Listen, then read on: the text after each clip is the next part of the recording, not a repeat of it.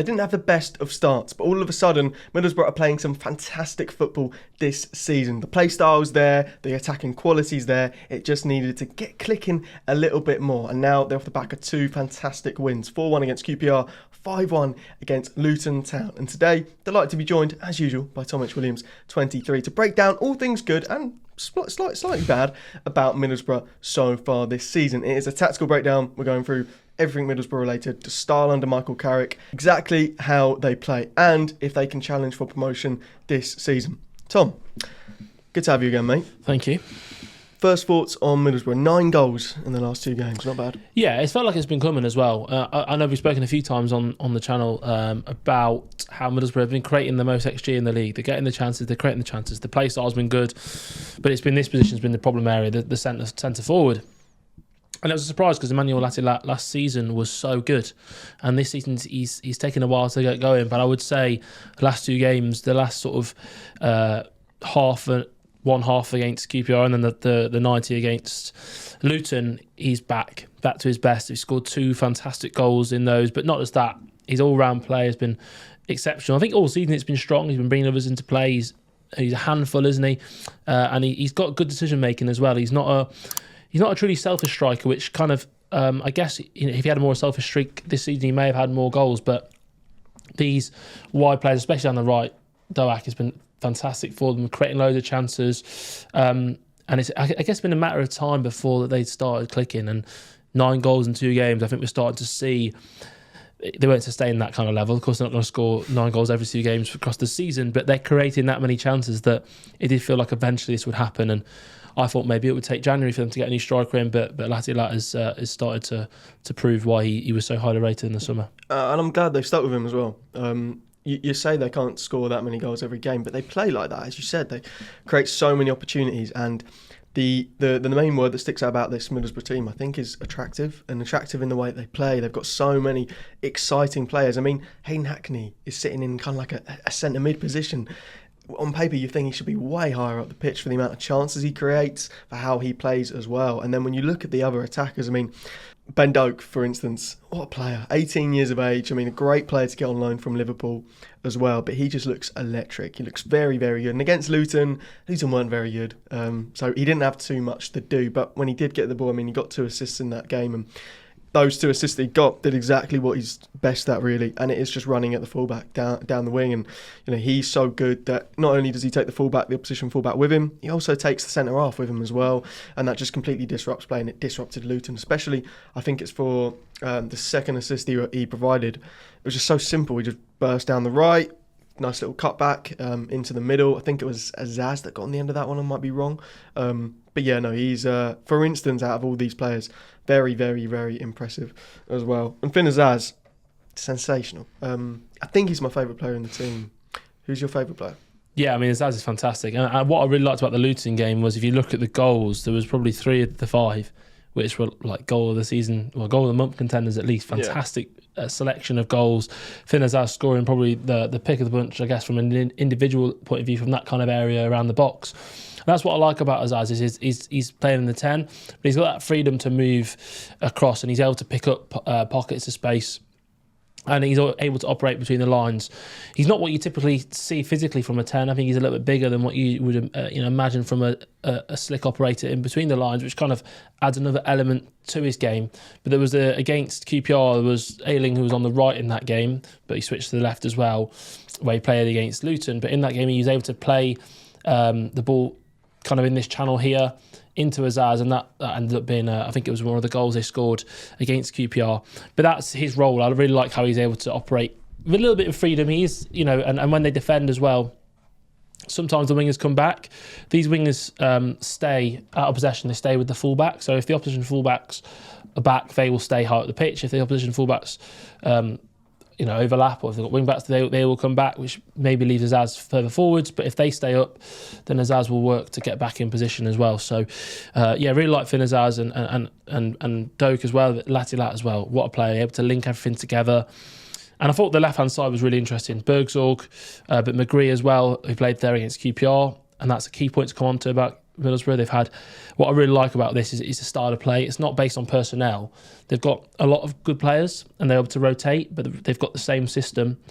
And I think that speaks to the fact that Michael Carrick has got a system and a philosophy and the way he wants to play, and he uses his personnel to fit into that rather than the other way around. And Bergsorg and Latilat were kind of switching a little bit. So he kind of had this lopsided feel almost. You had Doku's so wide, like an out-and-out winger, goes down the outside all the time. His cutbacks are really nice. I think he had a few cutbacks, didn't end up in goals. But you had Bergsorg, who came a little bit, sometimes actually he come all the way from the left and was actually further forward than Latilat. And obviously got one of his goals that way, Bergsorg. So yeah, I think it's a really interesting system and plenty of really good players. But that's why I really like this team, because there's no one standout player. There's probably 4 or 5 you want to mention, I guess. Yeah, Finn has most assists in the league already, and that's kind of not come out of nowhere, but just highlights how good he is as well. He's also second for chances created in the league as well. So he is a little bit bigger than usual, number 10, isn't he? But yeah, just to have a player like that pulling the strings to some fantastic wide players, and also that point about Emmanuel Latilat as well. I think what sums him up the most is kind of like he's I'm trying to find the kind of striker, but he's my favourite kind of striker. He's not just a striker, is what I'm trying to say. So like, he's also quite a good dribbler. He's also quite good at passing. He's very agile. Agile strikers for me always like the favourite. You know, like your Del Pieros. You know, the ones like that. They're just moving in and out of players like it's nothing and score amazing goals. He hasn't quite hit the numbers of Del Piero just yet, but he's very good, and that's what stood out about him in the Luton game as well. He wasn't just, you know, because I think that's why he stayed in this team. I think that's why Middlesbrough panics. Just because he hasn't been scoring as much as he was, he's still providing so much. And I think we did a video on Middlesbrough earlier on this season as well, and he didn't score. But Middlesbrough, I think you highlighted him especially as being one of the best players on the pitch too. Other elements of the system then, Tom. What are the main principles, the ones you haven't touched on just yet? Yeah, we'll talk about this midfield, the double pivot, and I think it's really important to the way they play. And something that happens, obviously, their fullbacks aren't super attacking, and they do push up. So what will happen is that let's move this 4-2-3-1 into their half, and let's see, you know, what they have the possession a lot of the time. Middlesbrough, they're a possession-based side. So whilst, you know, they're in the opposition half quite a lot. So you have this 4-2-3-1 system in their half. But what that does often is it leaves the 2 centre-backs as a back 2 a lot of the time, because the full-backs do push up. They're not necessarily overlapping, but they do get forward to support, which is really important for the way they play. And so you sometimes have this back 2 that's just capable of building out. Obviously, it's a high line, it's a risk, but it's the way they play.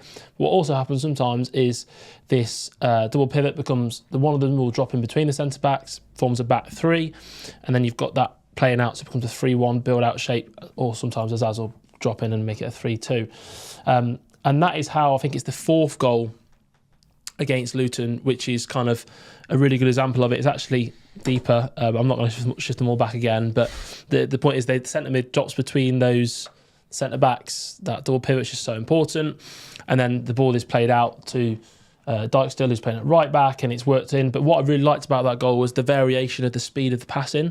So there was this really intricate, slow build-up between, but it actually started with Dieng in goal. It kind of goes out to the centre-back, then back, then out to the full-back, then back.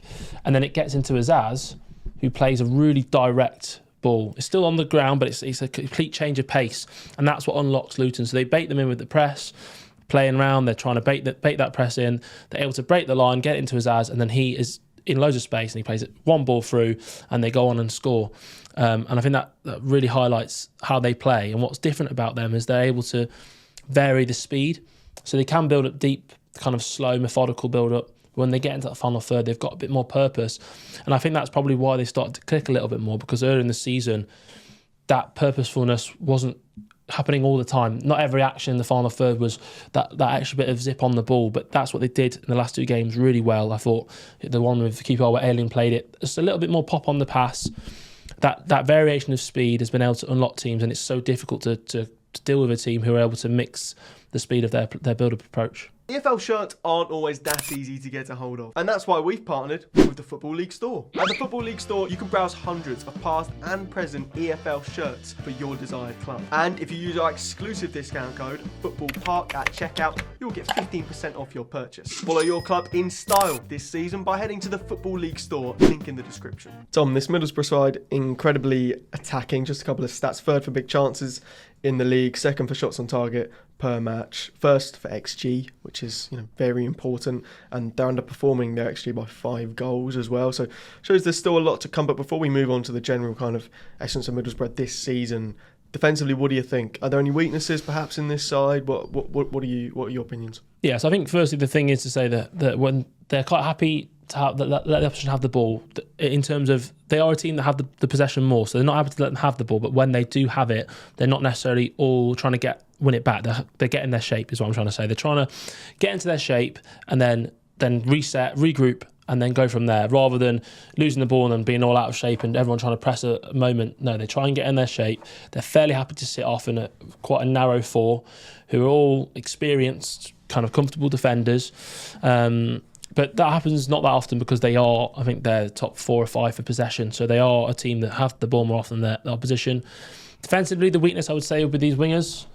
If they are forced to come back, like we spoke about earlier, with the fullbacks, the opposition fullbacks pinning them, I don't think 1v1 they're particularly great defensively, and it can leave, especially if their fullbacks have tucked in narrow to defend the box, it can allow sort of cross opportunities from these areas. But overall, they are fairly strong defensively. They are 21st, I think, for XG conceded, and even that they're underperforming. They've conceded more than they've been expected to. I think the biggest weakness defensively is actually when they're playing out. And I know we've praised their build-up approach, but when they play out, they do make some mistakes, and it invites pressure sometimes. And some of the chances, especially the last couple of games, the main chances opposition teams have had is actually from their mistakes playing out, a careless pass. There needs to be so much detail when you're playing out at this kind of level. Any sort of slight mistake can be really punished. But I think overall, even if we look at XG, people love it, people hate it. But it can give an indication of performance, and based on the XG table, but they are second in the league. So they're doing a lot of things right, and I think that we kind of have. We've almost known that we're going to do a video on Middlesbrough for a long time because we've seen the performance have been strong, but the results haven't been right for the timing. But I think 2 really big wins in a row.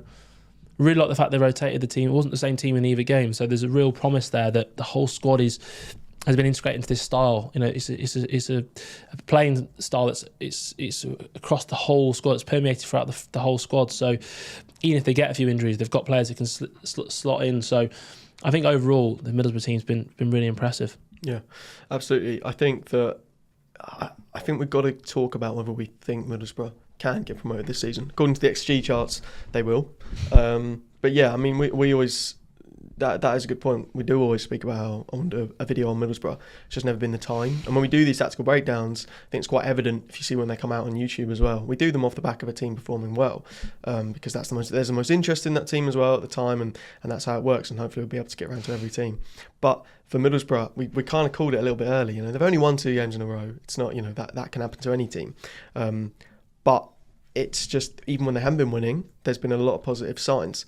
And I think also when you think about how Middlesbrough they've made the playoffs under Michael Carrick, they've been playing well for a couple of seasons now. Carrick has implemented a fantastic style there. I think there is a real chance. And also, this can sound a bit weird, for the good of football, for entertaining football, you do want a side like this to do well at the top of the division because they play nice stuff.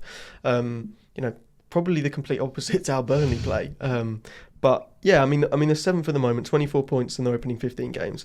5 losses sticks out like a sore thumb, really, because that's what kind of segregates you from the top 5 teams right now. The whole top 5 teams have only lost 2, and then the difference between those is the wins that they've got. Sunderland top of the table, 31 points, and Sheffield United joined them up there as well. But I think if they shore up defensively, it kind of looks like they've got it. I mean, they conceded 10 more goals than Sheffield United. That's probably the massive difference maker. Do you think they can get promoted this season, or where do you expect them to finish? Yeah, I think they can 100%. I think it's for Middlesbrough, it's been a couple of years of kind of a little bit underwhelming almost, because I think teams have especially last season, a lot of people had them predicted to go up. And I think they still finished strongly, and they still finished, I think 8th, but there was a sense before the season started, because Carrick's such an exciting manager, a lot of the brand of football they play, that they would finish high up in the table. Same again this season, many had them pinned to finish within those playoff places, and after another disappointing start, it felt like, have we got this Middlesbrough team wrong? But I don't think we have. I think they are a really good team. I think it's just a case of results not quite falling for them. Yeah. I think that they can 100% finish inside the top 6. They can finish inside the top 2. I'm not saying they will, but they can definitely finish. I think they will finish inside the top 6. And they've played some really good football. They've got some really good players. They've got a decent run of fixtures now. Next 2 or 3 games are certainly winnable. And I just think as long as they can cut out some of the mistakes that they're making at the back, as in playing out, that they can make a really good run for the promotion. That's been another tactical breakdown on the Football Park YouTube channel. As always, if you disagree with our takes, think that we've been talking absolute nonsense, please let us know in the comments down below. If you want to check out Tom H. Williams 23, his links will be in the description, both on X and YouTube. YouTube progressing nicely as well. You enjoying it? Yeah, really enjoying it. Good stuff. So, yeah, let us know the next team you want us to do on tactical breakdowns. We've done a lot of teams so far. We've done teams in League 2, League 1, Championship as well, Man United as well in the Premier League. So yeah, as I'm trying to say, any suggestions you have for teams, please let us know. For now though, we'll see you next time.